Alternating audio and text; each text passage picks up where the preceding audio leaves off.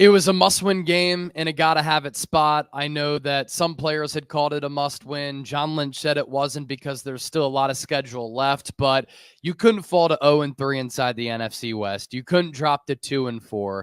And to even up that record at 3-3, to figure out some red zone flaws, to get some contributions from some key rookies, to see elite play from some of your star players, and to get that confidence and momentum going at a juncture of the season where hopefully the Niners are able to find their groove.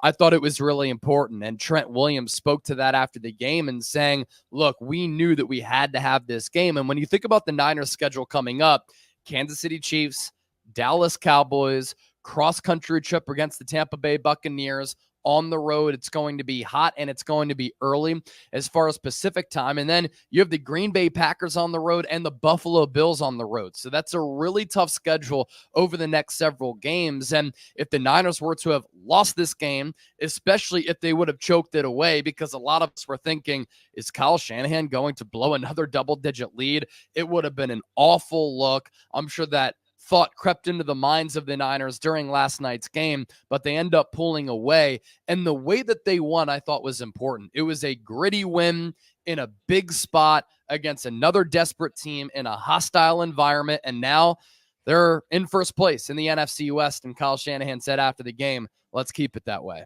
Yeah. Are the Niners back? I mean, there's a lot, some of the concerns were real. The red zone, offense has continued to struggle. They settled for 3 field goals. The special teams gaffes continue to happen in a big way.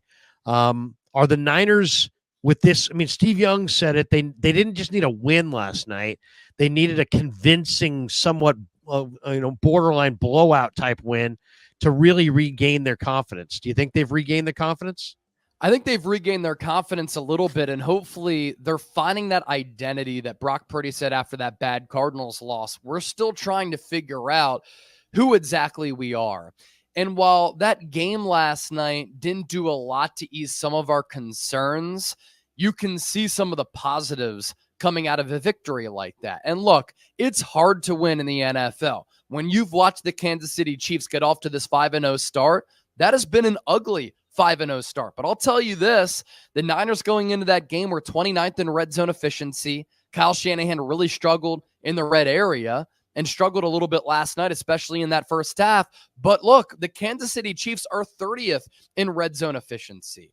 And Andy Reid has had some difficulties in finishing those games. But the complexion of the Chiefs' wins have been very similar to how this Niner season has played out, where you come away from those games and you're like, I wasn't really all that impressed, but they still found a way to win. Look, you don't want to peak in September. You don't want to peak in October. You want to peak in November, December, January. And last year, I thought maybe the Niners peaked a little bit too early when they started off 5-0. They dropped 3 in a row.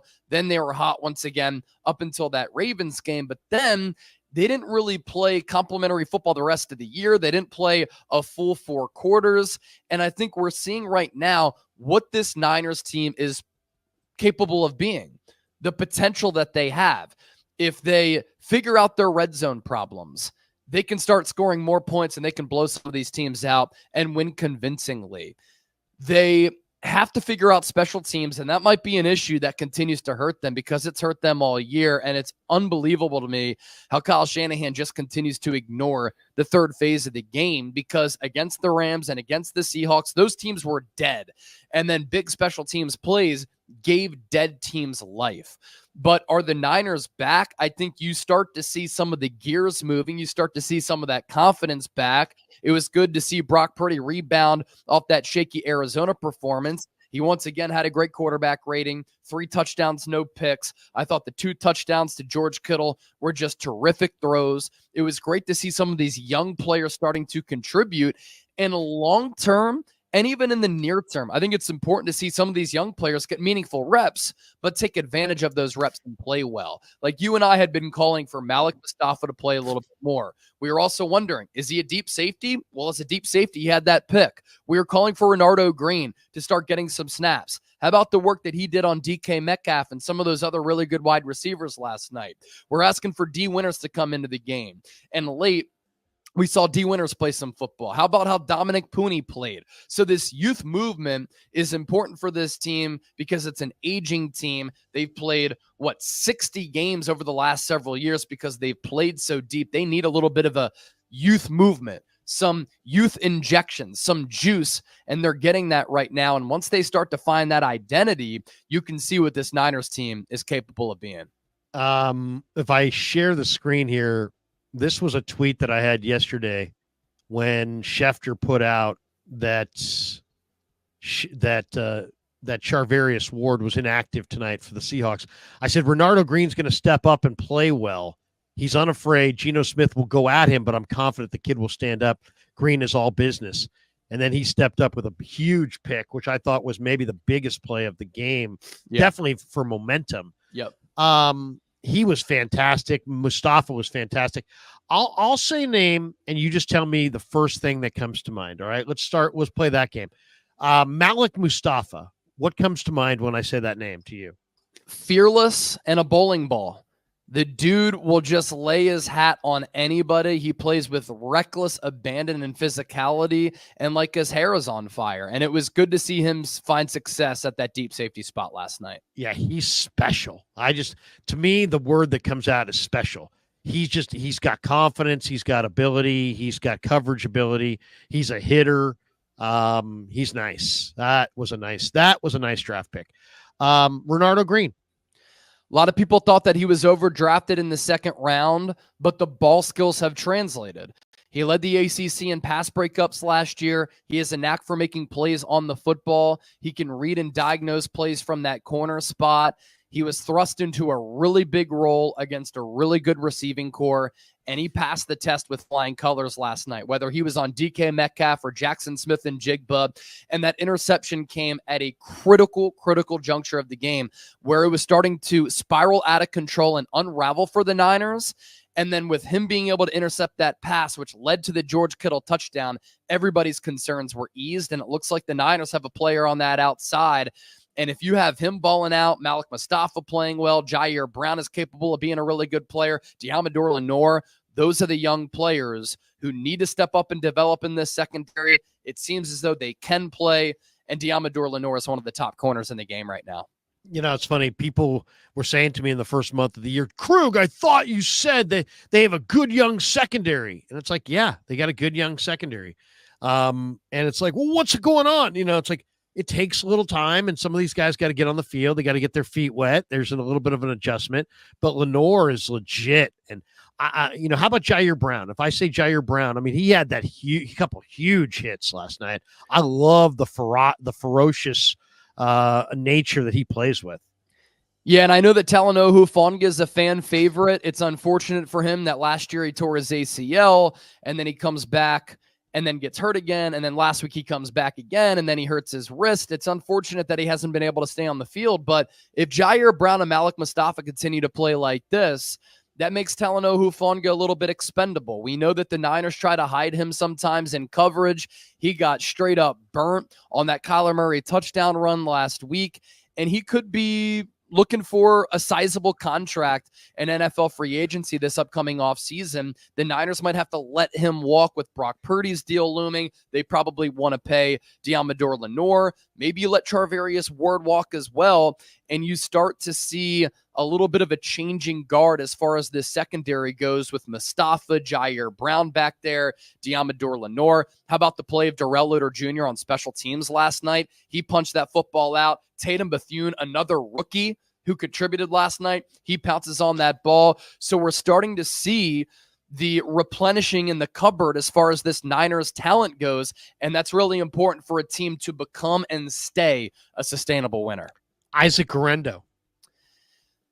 I know that you and you were a little bit down on him a few weeks ago, and I had pointed to the fact that he started one game in his college career, and it was his last college game while at Louisville last year in the bowl game. But he always has had ability. He's 6 feet, 225 pounds. He ran a 4.3 40-yard dash in the pre-draft process. He earned a 9.99 relative athletic score grade on a scale of 0 to 10. So he is an athletic freak. And I think this is a classic case of a player who fell in the draft because he didn't have a lot of production. He also dealt with a lot of hamstring issues while in college at Wisconsin and at Louisville, and other injury issues. But this is a player who's so raw and inexperienced, but you see the potential pop.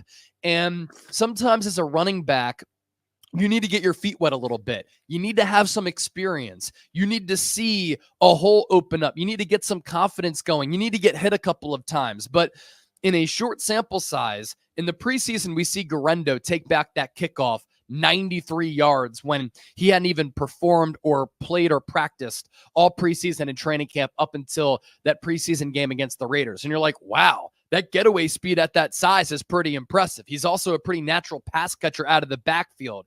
And then last night, I saw some tweets. Guerendo stinks. He's beaten out by Patrick Taylor, who, by the way, I thought carried the football pretty well. But then Dominic Pooney with a great block where he blocks one guy, moves on to the next, opens up a tiny hole for Guerendo. He shoots that hole, and that takeaway speed was impressive. Now, I would have scored a touchdown there. He slid. Did he slide because he kind of got swiped at the ankle? Who cares? It was a team type of play, but that's the ability that Isaac Guerendo has. And now for all of these rookies, Malik Mustapha, Renardo Green, Isaac Guerendo, they have a good performance in a big spot in a short week where they contribute in a must-win spot. And what happens? They start to get confidence. They start to feel themselves a little bit.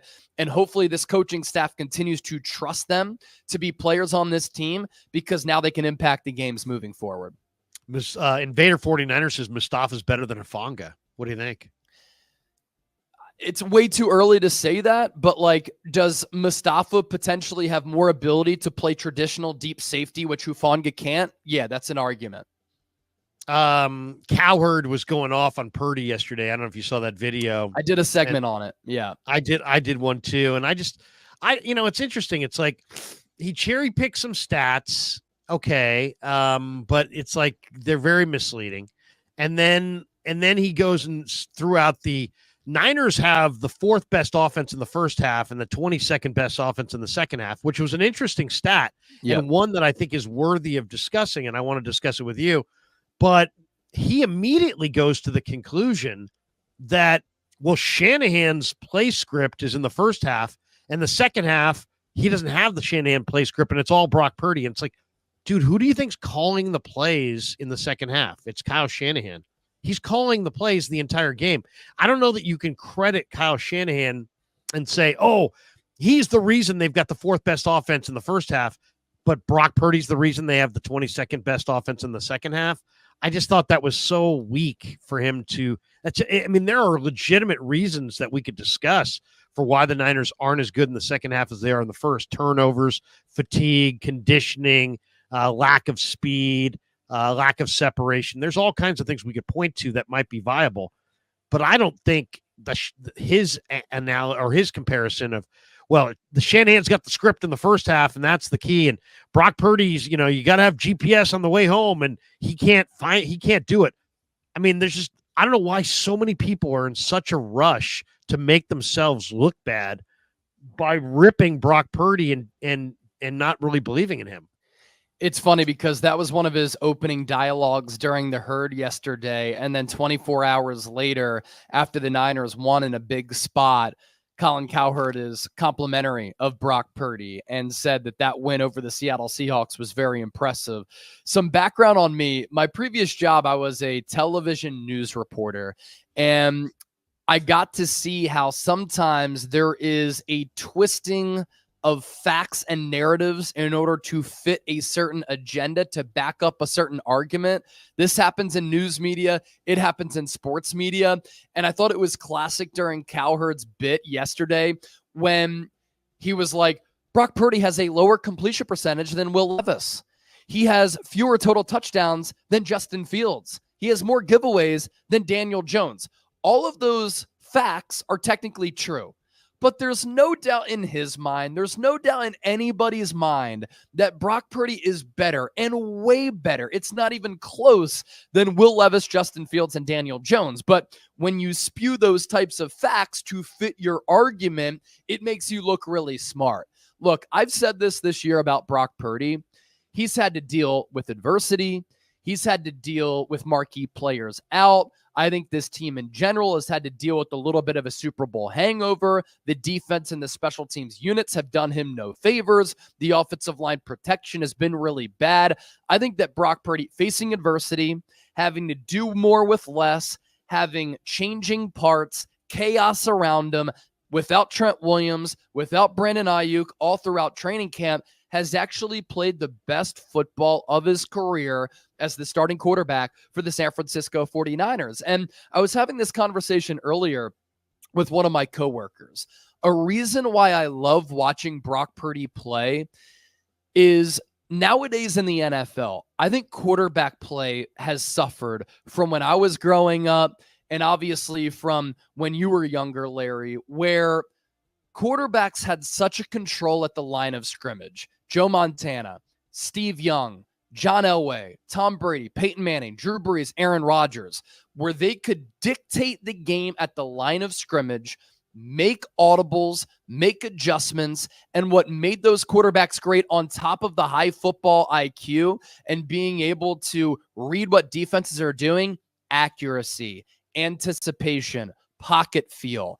Nowadays, with all these college concepts being introduced at the NFL level, it's almost like quarterback plays are premeditated. They know where they're going with the football. It's all based on play design and scheme, where we're not seeing the nuances of the quarterback position.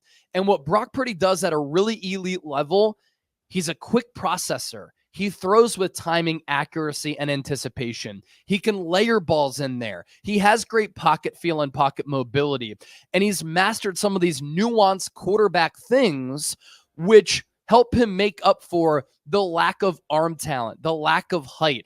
And then on top of that, what he does creatively, being able to extend plays and make plays with his legs, they're really elite traits. He's dropping the arm down to different types of angles. And of course, this is a case of draftism as well, where if Purdy wasn't Mr. Irrelevant, if he was taken in the first or second round, people wouldn't always have to form arguments and find data to go against him. Last night, on the Deebo Samuel 76-yard touchdown, I'm seeing Ben Solak tweet out, this is what drives film watchers of Brock Purdy crazy. He threw the ball up for grabs, the safety whiffed on Deebo, and it's going to go down as a 76-yard touchdown. Well, hold on.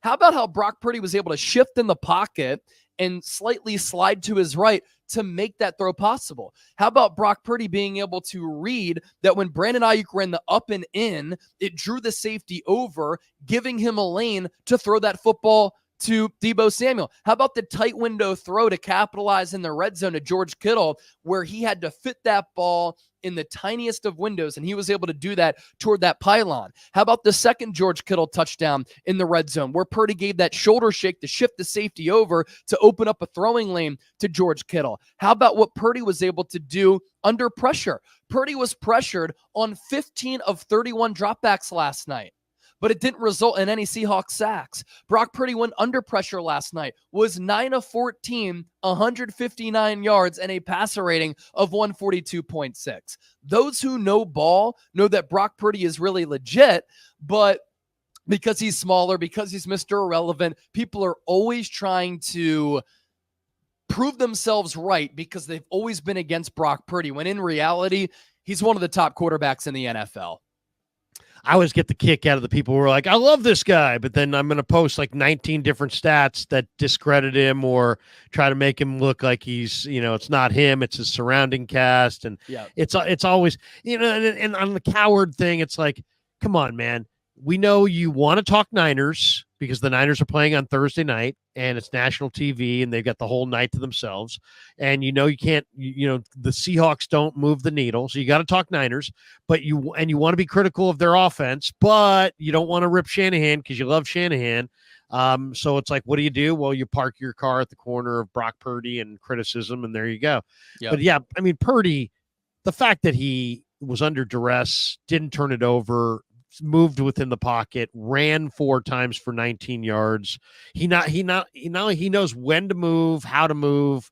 He runs smartly. He runs to find a new platform to throw off of. I mean, the guy is playing at a really, really high level, and discredit him all you want, but I think it's pretty clear at this point that he's a very good NFL quarterback. Yeah.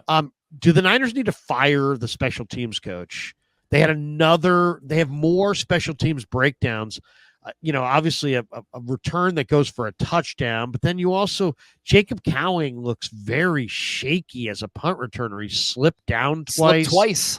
I'd rather go with Trent Taylor the rest of the way and not take any chances. I mean, stop losing games on special teams. My God, they try to lose the game on special teams every single week. Should Shanahan fire Brian Schneider? I know this is a tough one because nobody wants to see anybody lose their job. I don't like to be in position to call for anybody's head, but at the same time, I mean, this is the NFL, and this is 6 games in, and it's like there's been special teams breakdowns in almost every game. Major It's ones. crazy, too, because when Brian Schneider was the special teams coordinator for the Seahawks, they had good special teams units. He takes a year off. He comes to the Niners. He's hired by Kyle Shanahan, and you're thinking, okay, finally, the Niners are going to be able to improve on special teams. Every year that he's been here, they've been bad. And it's funny because in 2021, they were awful, but then against the Green Bay Packers, they had that pump block. Jordan Willis blocks it, Talanoa Hufanga scoop and score that helped determine the game. But that's like one of the only big moments that the special teams unit has had. And they've been so bad in coverage. They've been ill prepared. The personnel hasn't really made a lot of sense. And against the Rams, that fake punt in which the Rams converted the first down, it gave a dead team life. The Rams were dead in the water, but that fake punt gave them an injection of hope, an injection of life. It changed the momentum of the game. And then last night, they were up 23-3 after that opening drive touchdown. They finally capitalized in the red zone on that dime ball from Purdy to Kittle. And then they give up a 97-yard kickoff return. The game changes. And then the following Seahawks drive, they drive 90-plus yards down the field, and they're able to score a touchdown. And all of a sudden, it's a one-point game. And everybody's looking around like, are we going to let this happen once again on that Niners sideline? Fans are saying, are you kidding me? Kyle Shanahan's going to blow his 19th double-digit lead since being the head coach of the 49ers. It's unacceptable. I don't know if you make a move in season because it's always difficult, because what's the alternative? But special teams continues to really cost this team, and nearly cost this team last night. And Brian Schneider, he's been feeling the heat all year. He should be feeling the heat right now.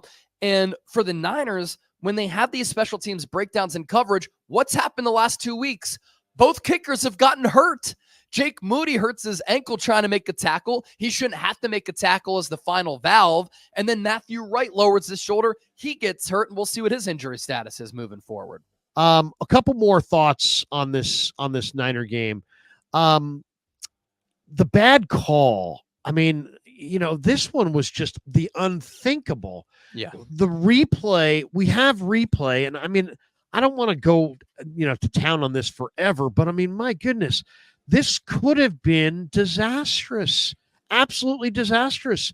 I mean, this was a big game, and this call, basically, it was beginning of the fourth quarter, 23-17, 7-point game.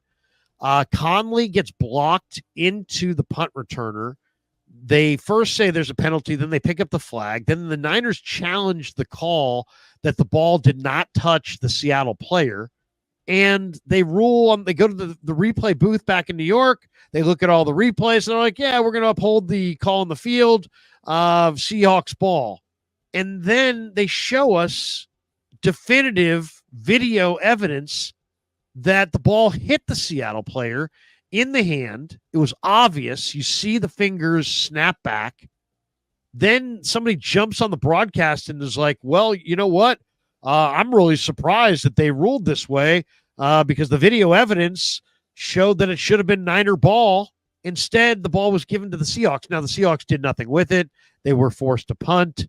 The Niners would get the ball back. But, I mean, still, it was a 7-point game in the fourth quarter. What if that's Super Bowl Sunday? I mean, this was a very ugly moment for the NFL officiating.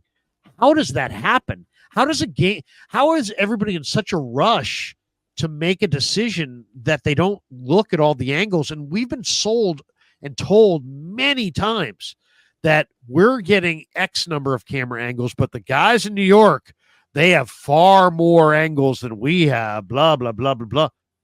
I guess not. I guess we actually had more angles than they had in New York. I mean, what is going on? I mean, that was an embarrassment. Yeah, the officiating epidemic is just a massive problem in the NFL. It's a massive problem in college football. I just don't understand how there are accessible angles to that play, yet the league office and the stadium doesn't immediately get those angles to try to determine what happened on the play until after they made the decision. And so for us as viewers, we're only seeing a couple of the angles, and there was no conclusive evidence to overturn that play. You had a clear recovery by the San Francisco 49ers, but it didn't look as though it hit the returner.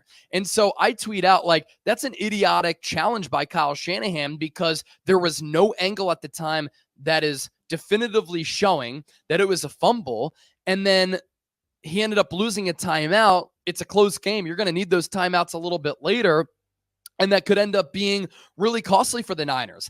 And then after they already determine what the play is, they bring on the officiating expert on Amazon, and they give us a different angle, which clearly showed that the ball hit the finger, that Conley was blocked into the returner, and it was a clear recovery by the Niners. And in fact, Kyle Shanahan's challenge was a good challenge. So I just don't understand how, when you have all of these angles, how do you not get access to those angles when you're trying to determine what's going on in a close game, in a massive game for both teams in prime time? It's unacceptable. It can't happen. And I'm not sure how the hell it happened. Nick Wagner, I put this up there, has tweeted out NFL VP of Instant Replay on what happened with the challenge tonight. He says, once we had the San Francisco challenge, we were looking to see if the returner did indeed touch the ball. We went through all the available angles, and we get the raw feed from the truck, and there was not clear and obvious video evidence that the returner touched the ball. After looking at all the available angles, we made the determination that we were going to stand on the call because there was not clear and obvious video evidence. Once Craig Rolstad made his announcement and they came back from television, the network had an enhanced shot that they did not send at all until after they played his announcement. So what the heck? Why are, if the shots emanate from the truck, why do we not have the command center in the truck? I mean, literally makes no sense.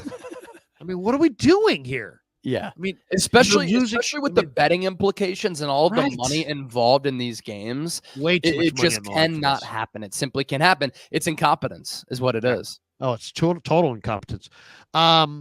Okay, so that stood out. As far as how much, and this is a question that's being asked a lot this morning, how much of what we saw last night is Seattle, third game in whatever it was, 7 days or 11 days or whatever. And were we seeing a bad Seattle team that was -3 in turnovers? Or are the Niners legitimately back and they're ready to contend with Kansas City in a week? I just think that Geno Smith is a very mid quarterback, and he doesn't strike fear into me at all when I watch him play. And the Niners are now undefeated against him, and now San Francisco is 6-0 against the Seahawks in their last 6 matchups. And after going, I think it was 3-17 over a long period of time when the Niners were getting owned by the Seahawks, they've now reversed that. And it's good to be on that side, obviously, in such a great rivalry. But Geno Smith, if you pressure him, he'll put the ball in harm's way. He did that last night. The Niners didn't have a secondary member pick off the pass until last night, and they did it twice with Malik Mustapha and with Renardo Green. Fittingly, 2 rookies coming through with really big plays. But some positives that I take away from that. Obviously, it's the young players making plays. The Niners pass rush came to play last night. Now, it's a Seattle offensive line that really is just okay. And when you pressure Geno Smith, he'll put the ball in harm's way. But the fact that they were able to generate a pretty consistent pass rush, that was a positive to me. Kenneth Walker is a really good running back. When the game mattered, the Niners were really good at defending the run and making tackles. They didn't do that previous week against Arizona. They couldn't stop James Conner, and they couldn't get him on the ground. They missed 12 tackles in that game. So it was good growth there. We didn't see as many secondary breakdowns as we've seen in previous weeks. That's something that can be corrected with coaching. That's a positive that I take out of this game. San Francisco is 29th in red zone efficiency going into Thursday night. They capitalized 3 times in the second half in the red zone on the 2 Brock Purdy, the George Kittle touchdowns, and then in garbage time when Kyle Juszczyk decided to run it in for that late score. But that's important for them to capitalize in the red zone because that swing in momentum, that swing on the scoreboard is huge. So I do think there are big takeaways from this game, big picture, that are important for San Francisco. The youth movement, working on some of their weaknesses, generating a pass rush, stopping the run, tackling, red zone. Nick Bosa sneakily is having an all-pro year, by the way. He had 14 pressures according to Next Gen Stats. I think that he has been dominant, looking like his 2022 Defensive Player of the Year self. He has been so good. And so when you have star players carrying you, and then you have this youth movement helping to replenish some of your talent and giving you some much-needed athleticism, I do think that's really important. But this schedule coming up for the Niners is going to be really tough. And this game against Kansas City is still going to be tough. And I still think San Francisco has to do a better job in the red zone. I'm worried about that, and I'm worried about special teams still. I'll tell you, 2 things really stood out to me about Seattle. One, I thought Kenneth Walker looked awful. He averaged 5.5 yards a carry coming into the game. He was limited to 14 carries for 32 yards. Seattle managed just 52 yards on 20 carries as a whole on the night. I just thought that he ran tentative. He just looked like he tiptoed. There were a couple of runs where it didn't look like he was hitting that hole hard at all. I mean, it was like, I kind of wonder about Kenneth Walker and what he's about. I mean, I go watch his runs again last night and tell me what you think. And then I thought that stood out. The other thing I really loved in the game, they went to DK 11 times. He caught 3 balls. They did a really nice job on DK. Yep. I don't know if that was Renardo Green, or I haven't seen exactly who was on DK. Renardo and zone. And Deommodore Lenoir. Yeah. But, I mean, they did a great job. When Mooney was out, it was like, oh, no, here we go. DK's maybe going to go off. And the young DBs rose to the occasion. I mean, it was impressive. It really was. Yeah. The fact and I see somebody in the comment section. They're like, Nick Bosa has 14 pressures in 5 games. No, according to the Next Gen Stats, he had 14 pressures last night alone. And against New England 2 weeks prior, I thought he had one of the best, most stellar defensive performances of his NFL career. So you think macro, right? Brock Purdy is playing the best football of his career. Brandon Ayuk is starting to turn the corner. Trent Williams is playing really well. Dominic Pooney looks to be a stud at right guard. George Kittle is having another all-pro caliber season. Deebo Samuel reached his fastest speed since 2019. Yak and breaking tackles has been an issue for him. The Niners have not been able to generate a pass rush. They did that last night very consistently. They haven't been able to stop the run. They did that last night consistently. I still have concerns outside of Fred Warner at linebacker because Devondre Campbell is just a liability in pass coverage.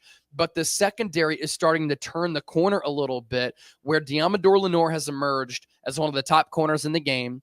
Renardo Green looks to be a player. Malik Mustapha looks to be a player. Jair Brown, I think, is a really good player in this league. And so you're starting to see all of these parts come together. And if they can get it figured out in the red zone, look, this Niners team, Larry, could easily be 6-0. If they would have finished in the red zone in all of their games, especially in those losses, they lost all of their games by 1 score. That could flip on its head. They could be 6-0. Now, I think that Minnesota beat them fair and square, so let's call it 5-1, right? But the margins in the NFL are razor thin. And San Francisco, in all of their games this year, outside of Minnesota, they've been the far superior team.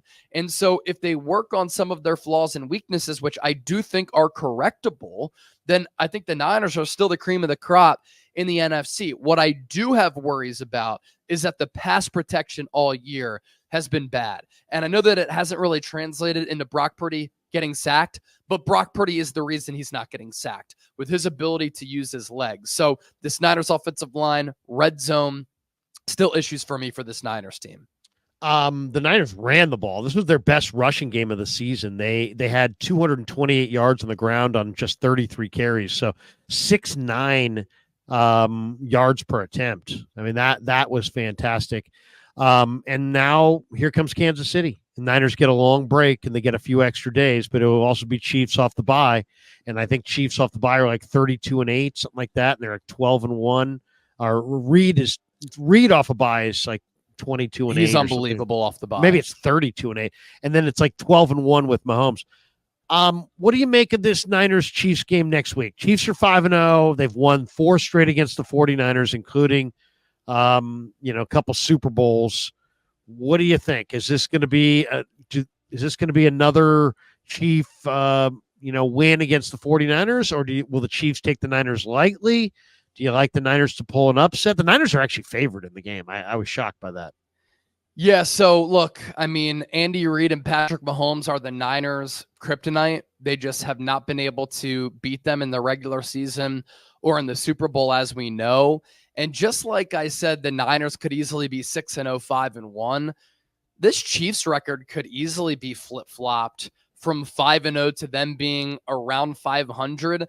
They've played pretty mediocre ball on the offensive side of the rock, but their defense is still straight up sensational. Steve Spagnuolo is a great defensive coordinator. We know that he's had Brock Purdy and Kyle Shanahan's number. They've really been able to bail the Chiefs offense out. Kansas City is 30th in red zone efficiency. So just like the Niners, when they've gotten inside that red area, they haven't been able to punch it into the paint.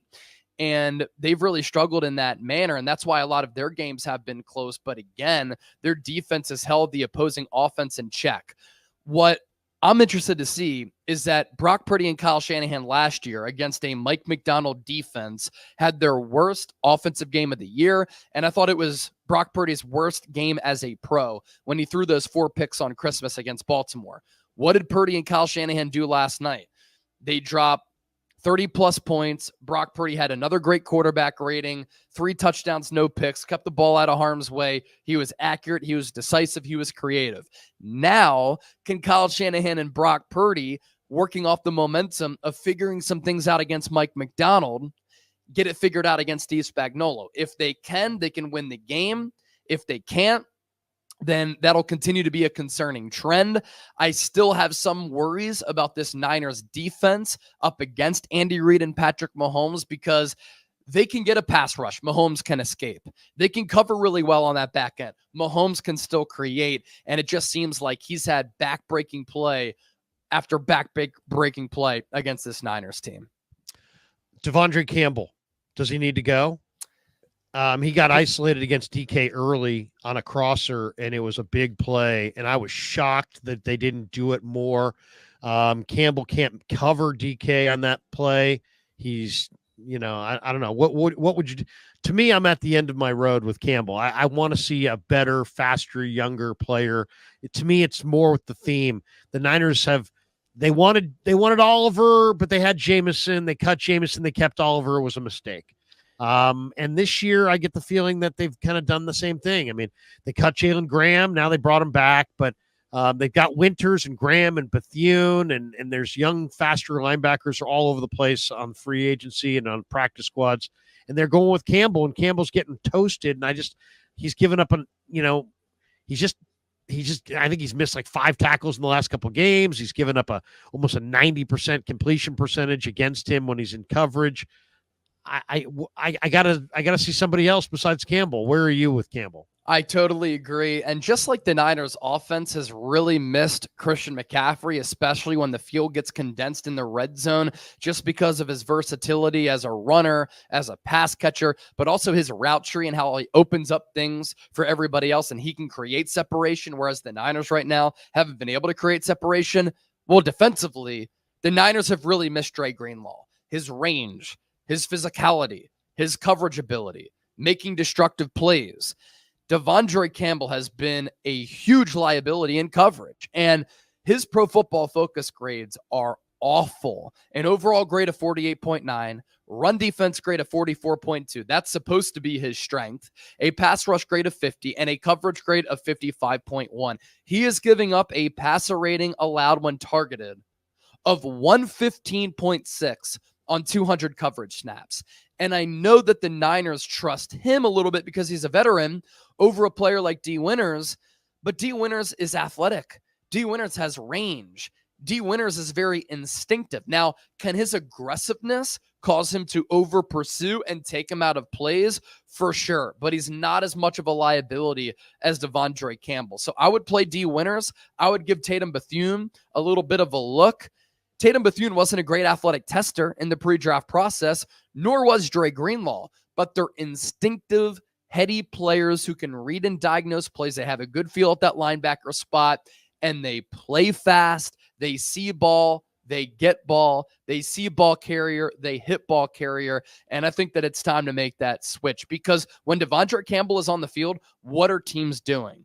Kevin O'Connell is targeting him. Sean McVay is targeting him. Last night, the Seahawks were targeting him. He continues to be an issue.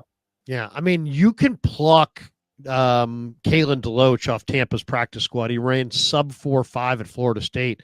I was talking to Bethune about him. He's like, he's one of the fastest linebackers I've ever seen. He's an undersized guy at 215 pounds, 220 pounds. But so what? This is what the future of the NFL is. It's undersized linebackers who can run and cover in open spaces. And you can have that guy today if you want him, if you want to give him a roster spot. They got to move off Campbell. I know they don't want to. I know they don't want to admit to Jed that they made a mistake with his money and blah, blah, blah, blah, blah. So the hell what? Don't compound your mistake by making a second mistake and keeping him. You made a mistake, okay? You signed Campbell. It was a mistake. Now learn from your mistake and move on. I mean, people make mistakes all the time. It's human. Where you're really screwed up is if you don't learn from your mistake and you just keep multiplying it, making it worse and worse and worse. Well, hold on one sec. As part of this conversation, right? Sometimes Super Bowl teams and veteran-laden teams are reluctant to play rookies because they don't trust them, because they don't have as much experience. What did we see last night? Renardo Green, Malik Mustapha, Tatum Bethune, Dominic Cooney, Isaac Guerendo, popping, playing really well, and contributing to a massive win. Now it's time to just put D. Winters out there a little bit more. We've seen him flash, but we know that Devondre Campbell is a liability. You make a great point. Just because you pay him, Isaiah Oliver, some of these other veterans, sunk cost fallacy. Yeah, Casey Wellwood, good point. Play the better player and have some trust and have a leash and some leeway for your younger players, because that youth movement, it's important for a team to continue to be a sustainable winner in the National Football League. Couple last thoughts. Matthew Rowley with the Super. He says, my new theory about this team, except special teams. This team, after losing 2 Super Bowls, was in their head, which is why everything looks so hard. After hanging on to win and scoring in the red zone in the second half, I expect things to improve. What do you think? They have to. Yeah, they have to improve with special teams. You did a video, and I watch all your videos during the week, and you do an incredible job. People ought to follow Chase at Chat Sports. Not only does he cover the Niners, he covers the Eagles. And you did a video this week on how Nick Sirianni could be potentially, or Eagles fans are calling for him to be fired if the Eagles lose this week in week 6. Is that if the Eagles lose at home to the Browns, they'll fall to 2-3. The Browns are 1-4. If the Browns somehow can find their second win of the year at the Link, the Eagles are 9.5-point favorites. Is that the end of the road for Sirianni? I mean, what are you hearing? So here's the deal, right? Nick Sirianni is 3-0 coming off the bye. can't lose this game, because this win can serve as the launching pad for the rest of the year. And if you come out of the bye and you're sloppy, you're sluggish, and you continue to see turnover problems and penalties that have been a theme for this team to start the year, dating back to their collapse last year, that's highly problematic. That means that your team is not prepared and they're not getting coached well enough. The Browns are 30th in points per game, 32nd in yards per game, 30th in points per play, 32nd in yards per play. They're last in third down conversion rate. They're giving up 5.2 sacks per game. They are the only team so far this year that has not scored more than 18 points in a game. Philadelphia, with their talent level, should be able to dominate. And if they don't, yeah, I do think that the pressure is on Nick Sirianni a little bit more, just like the pressure was on Robert Saleh. Now, the Jets are a poorly run organization. They have a bad GM and bad owner. That's not the case for the Eagles, but this is a team that has a lot of talent. And if they're not playing up to their standard, you can point to the coach. So if Philadelphia comes out and dominates, I think this can be the tone setter for the rest of the year. If they lose this game against one of the worst teams in the NFL, against a quarterback in Deshaun Watson, who has been awful this year for a horrific offense, it is a bad, bad look. What is the Eagles' number one issue? Were you surprised that they cut Devin White this week? I know a lot of other people were not very surprised that they cut Devin White. Would you, if you were the Niners, would you kick tires on Devin White? And if not, what has happened to Devin White's career? He's 26. This guy was in the Super Bowl a couple years ago. At that point, he was considered to be one of the better linebackers in the entire league. He ran fast coming out of LSU. He's a great delayed blitzer.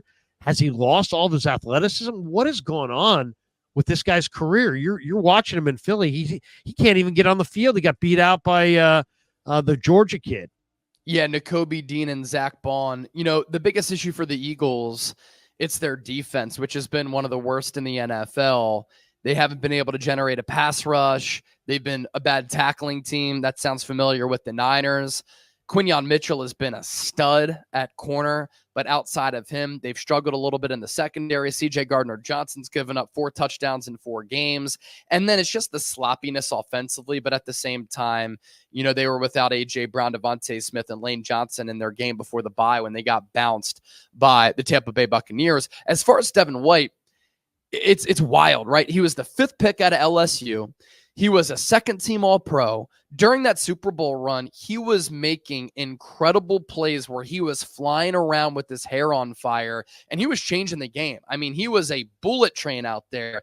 But what has happened? He's now lost the trust of Todd Bowles, a great defensive mind, lost the trust of Vic Fangio, and didn't even play a single snap for the Eagles. His Pro Football Focus grades are awful, but he's also a really talented pass rusher. So I've been a believer in the player, but it's pretty telling to me that 2 of the finer defensive minds over the course of time in the NFL modern day with Fangio and Todd Bowles have said, we don't want him. The Buccaneers didn't retain him, and the Eagles signed him. They got rid of him.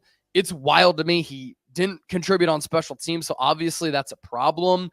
But yeah, I just don't know if he's that instinctual, and sometimes he's just out of position and he can't be trusted for those reasons. But what a decline, because during that Super Bowl run, he gave you like that wow factor that Fred Warner gives you, where sometimes you don't watch the football, you watch 54, right? And you just watch him make plays, and he's able to read and diagnose things and be ahead of the play before it develops. When you were watching 45 with the Bucs that year, you're like, wow, this guy's flying around. He's incredible, but his downfall has been precipitous. Wow, that's really incredible. We'll finish with a little trash talk. It wouldn't be the day after the game if we couldn't work in a little trash talk. I guess DK talked a pretty big game, and Lenoir had this to counter. This is via KMR.com. Yeah.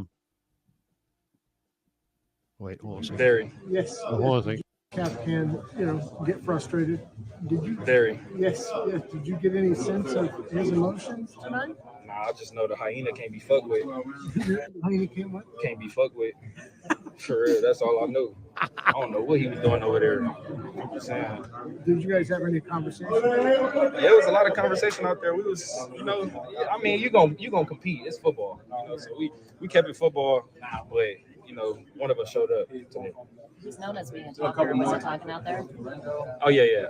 He, he gonna talk. I mean, that kind of build guys' confidence up when they, have to talk. But unlike me, proof is in the pudding. There's that one. And then we also have this.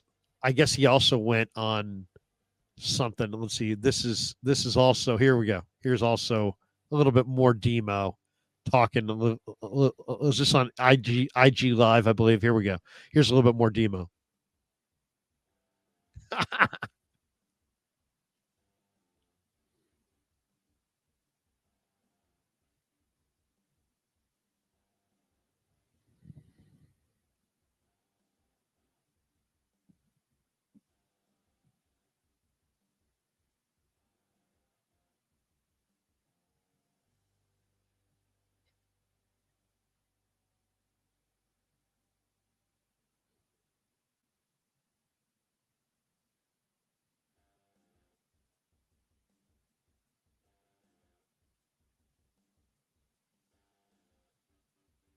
I don't think that audio is playing.